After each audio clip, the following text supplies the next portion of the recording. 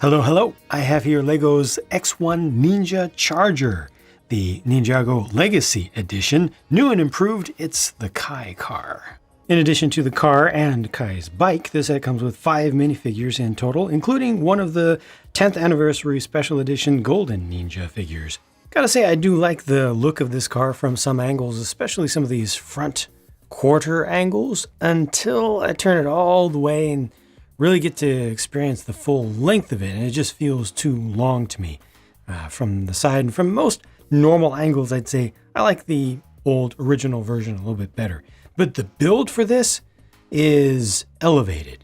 It is definitely something for older fans than the original was. This is larger. It is built far more stout, has more advanced building techniques, has more interesting pieces used on it, a lot more different angles. Yeah, this was an enjoyable building experience to be sure, and it does have an interesting feature inside of it based on the original, of course. It is a little bit blocky. I do like the engine topper, the little shaker right there, little shaker hood inlet, but ultimately, you know, it is just a single seat vehicle. It holds one person, and that would normally be Kai, who would sit right in there, and that's also gonna come out, of course, because that's his bike as well. I'll show you how that works, but yeah, you just got a couple of stickers in there, and well, I mean, there's not all that much to really say about this from a feature perspective beyond the basic action features, which are the pair of spring-loaded shooters back here, which unfortunately are not as good as the original. So these do not turn. The original had a single shooter that could turn. This is a pair, and they just go up and down, and they're limited because as soon as you have this thing actually on there, you're limited by the wing, right? The wing segments on the back will stop this from going up any higher. So you can still get a pretty good arc out of that, but it doesn't work as well. And then finally, of course, gotta show you how the bike comes out, because it is in there right now. You just push down right here. That's it. Push down in one spot. There's a spring in there. It's like a mousetrap contraption. You push this down, and ultimately you push it far enough. I intentionally did it softly and carefully there, but ultimately this springs out, and that does work pretty well. Don't like the back of the bike. Let me show you that just by itself. Not a big fan of how that looks back here. It's important for the mechanism though, but from the middle forward, or basically from the rear tire forward, that's really good and way better than the original. A lot more detail, a lot more use, well, obviously use of pieces that didn't exist when the original came out. Yes, lots of good here, good from all angles, except this stuff back here. I wish there was something that could cover that up or just hide it a little bit. But yeah, that's it for the main builds. Here's the Golden Coal, and it has its little Golden Ninja 10th anniversary special stand. Not much to that build, but that is a print on the 2x2 round tile there. So nice to get that. And it's got, you know, Cole's signature colors built into that as well. Here are all 3 included Ninja, and this is a season 3 set, of course. So the no hood look is appropriate for Kai and Jay there. I think that their prints look pretty good.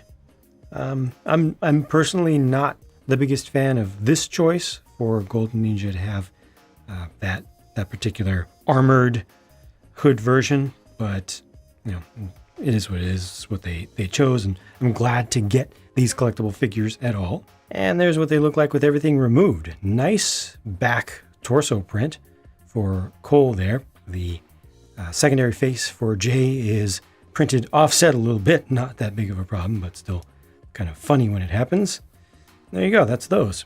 We have to look at this Nindroid warrior by itself because, well, he just takes up too much space on the screen to fit anybody else with him. I actually have the backpack, the glider pack, attached in, I believe, the technically incorrect position, too low to the ground, but what this does is allow the grill down here to touch the ground, so you're able to just set the figure again on the ground without it falling over all the time. That is a lot of weight to be on the back, so if you have it in the normal position where it's up and attached to all 4 of the studs on the back piece there, then it doesn't work out so well. yeah, this just works out better in general. You can adjust the angles of these as well. Doesn't really work to bring these down to stabilize it. You can do it to some degree. Just to me, it works best to have it set up like this. So that's how I did it. There's what the print set looks like underneath. That's all pretty good. No print on the legs or anything, but yeah, not bad at all. And not bad on the other side. Lastly, this comes with the Nindroid, mini Nindroid there. I like his weapon. The use of a lightsaber blade as the handle, an actual transparent lightsaber blade as the handle is something different. Really, really works for these guys. And I like it. I'd like to see that done more frequently. Requires a little bit of leap of faith to actually think of, something that's completely glowing and see-through as a handle, but I dig it. Here are the leftover parts with the extra spring-loaded shooter bolt being an intentionally included extra piece for you, and then the rest are just your usual spares. And the sticker sheet for this set, yeah, it's kind of extensive. There's a lot there. I personally didn't feel annoyed by this number of them, and I don't feel like the thing is stickered up too much in its final form, but there it is. I paid $50 US for this, 50, and it has a really, really nice price to part ratio, I think, for the types of parts that are actually used here. The price to mass of stuff ratio feels good to me because this is a very dense build, but the price to volume of stuff ratio does not feel all that great to me. I mean, ultimately, this is just a single seat car with a motorcycle inside of it. So it's a single seat car minus a seat plus a motorcycle provides a seat. And $50 just doesn't feel that great to me. I'm perfectly happy with this selection of minifigs. I'm happy with the design here. Again, the design work, the engineering work is very good, but I feel like this may have suffered a little bit in the value department from this. So ultimately, it's a U-shaped frame. The center part is kind of just its own thing. It doesn't really contribute to the strength of everything. So you have this really, really strong axle housing area back here, and then these strong booms, strong like pontoons, and it's kind of unique. It's not something that they frequently do. So they had to build up. The designer had to build up these side bits and the back to make all that strong enough so that the mechanism would work reliably. As it was, I did have to be very careful to make sure everything was nice and tight, and then massage it just a little bit to loosen it up. Of course, you always have to do that with Technic stuff to make sure that nothing is binding. But I had to do that just a little bit extra here to make sure that the bike could come out reliably without frustration.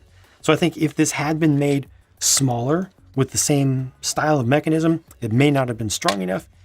May have had a little bit too much flex in the chassis, and then that would have led to a poor play experience where the bike would not come out consistently. So I feel like a lot of compromises had to be made here. I get it. I totally get it.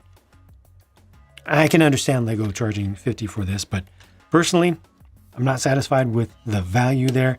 And I'm not the hugest fan of the thing itself. And that's just totally subjective, personal opinion. But the value in particular for that amount of stuff that's in front of me, it's ultimately a bike, some figures, and a one-seat car. And this thing back here is a turret, but it's not really a turret because I can't turn it anymore.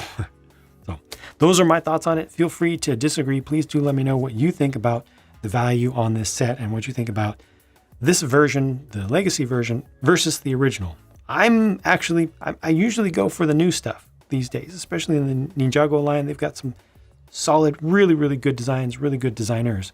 But on this one in particular, I'm going to vote for the original. It was smaller, and I don't know. I just liked it better.